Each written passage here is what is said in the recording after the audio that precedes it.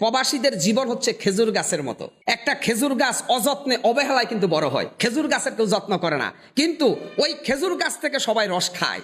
ঠিক প্রবাসীদের যত্ন কেউ করে না, প্রবাসীদের সম্মান কেউ করে না, কিন্তু প্রবাসীদের যে মাথার গাম পায়ে পেলা উপার্জনটা সবাই ভোগ করে। এটা হচ্ছে খেজুর গাছের মতো। প্রবাসীদেরকে আমরা ওদের সুসে সুসে শুধু রসটা খাই প্রবাসীদের কাছ থেকে, কিন্তু আমরা তাদের কোনো টেক কেয়ার করি না।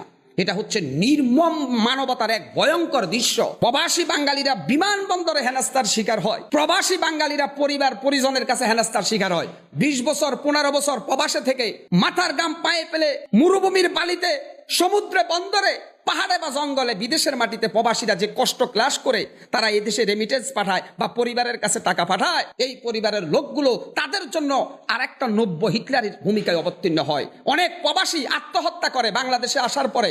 অনেক প্রবাসী যখন দেখে 20 বছরের সমস্ত সম্পদ পরিবারকে দেওয়ার পরে সে তার বাড়িতে আইসা দেখে তার বউ নাই, আর একজনের সাথে চলে গেছে।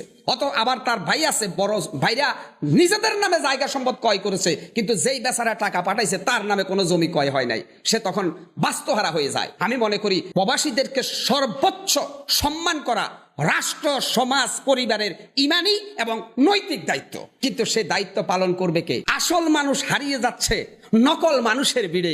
মানুষ দেখার জন্য হয়তো আমাদেরকে যেতে হতে পারে আগামী দিনে জাদুঘরে। একজন প্রবাসী সে মা মারা গেলে মায়ের লাশটা দেখে না, স্ত্রী মারা গেলে